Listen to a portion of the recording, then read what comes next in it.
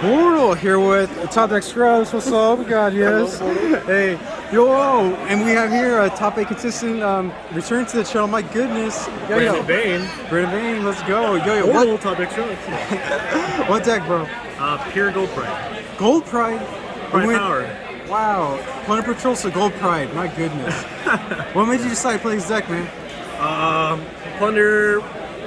I feel like hand traps are going to be kind of a bit more existent, and like Plunder just kind of has trouble against like Labyrinth. Where like this deck also has trouble, but it's like a lot better, and like this is way less like reliant on your opponent's like attributes. Where like this can just play no matter what.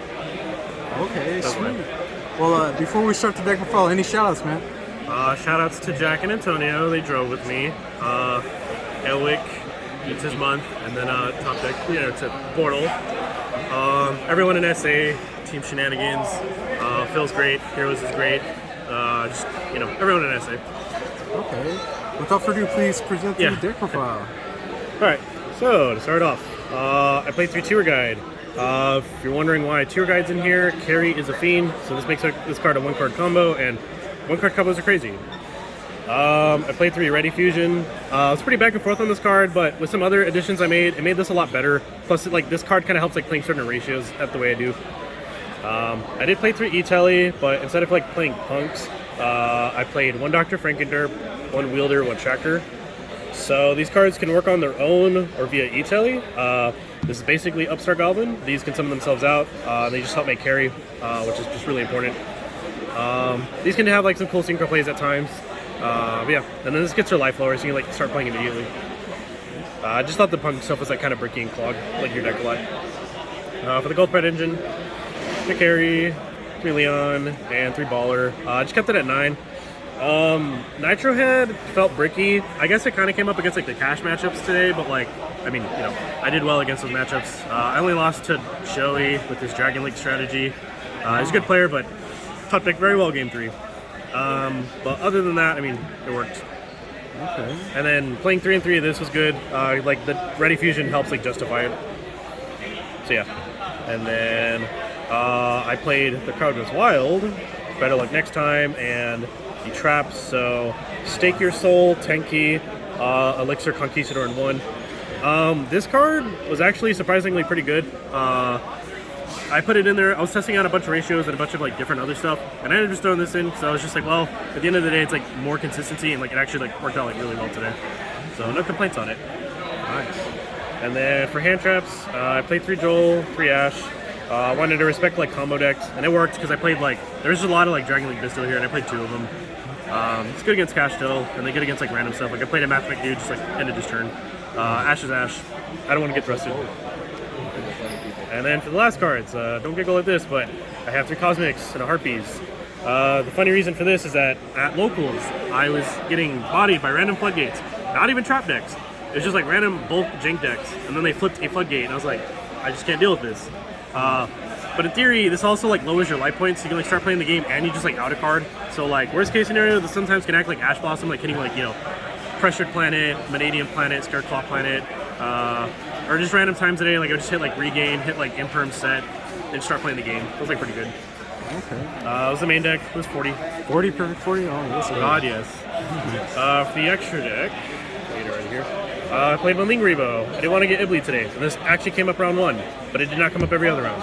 But it was very clutch run. I probably would have lost the game if I didn't have this. You said you ran into an Ibly? Yeah. Oh my goodness. It's just the start of a format. I don't know what to expect, and I just don't want to deal with that kind of shenanigans. So I just want to have this. Plus, I can protect some stuff Imperm. For the Ready Fusion targets, Flame Ghost, Thesis, rank 3, Synchro plays. They were just broken all day. For the Synchros, for the generic ones, I played Omega, Baron, and Psyche again. I was kind of iffy about this card, but I'll keep it in. It came up today, especially in my last round, to be able to climb into this. Baron is Baron. You can make it with Baller and Thesis. So it's just nice having an accessible negate that also just reborns some of your cards. It's it can reborn Frankenderp, which I did a few times. This card is crazy. If you summon this card, you should win every game. Yeah. That was it for the generic synchros. For the Xyz monsters, for the rank 3s, I played Fortune Tune and Breaksword. This helps you Zeus Tutor. You just summon it, attack into something, you take damage, it detaches, saves itself, and you just summon Zeus on top, wipe the board, and start playing the game. Breaksword, it it's like a bigger body, so like it can be a bit better in simplistic game states, and also just like pops cards. Like today I added like 2 anti-spells with this, so it's pretty good. For Downer and Zeus, don't need to explain that. And then for the gold price stuff, just 1 Star Leon. If it gets messed with, you can reborn it off Leon. And then 2 carry, 2 baller. I like having 2 because if the first one gets messed with, you definitely want to back up. And they came up a couple times today. Would you want to explain for people that don't know the for those?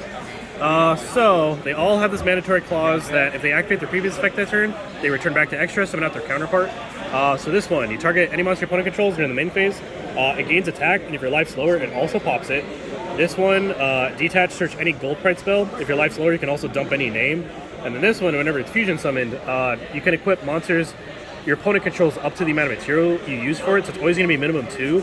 And then if your life points are lower, it can't be negated. So they can't impermanent, they can't skill drain it, they can't debarrier it, like it cannot be negated. Nice. So this card's like crazy. They just like relinquish their board and they're kind of just like, don't know what to do after that. And that was it for the extra deck.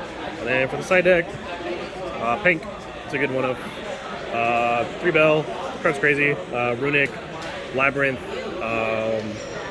another deck, can't think of it right now. It's kind of good against like Fingersteel, I guess. But yeah.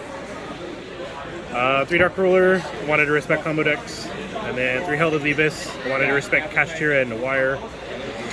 And then 3 Twin Twister, 2 Storm. I don't want to deal with Floodgates, and just making my back row matchup as easy as I can. So, yeah. Okay. Well, after 9 rounds of Swiss, 454 players, I believe, what was your overall experience, man? It was good. It was a lot better today than it was last time here. So they did a really good job. Okay. Oh yeah, it started like pretty. Yeah, they started on time. Last time it started at like 1:30. Oh my goodness. It was bad. Sweet. Well, hey man, congrats on another top, dude. Thank you. Until next time, everyone. Hold on.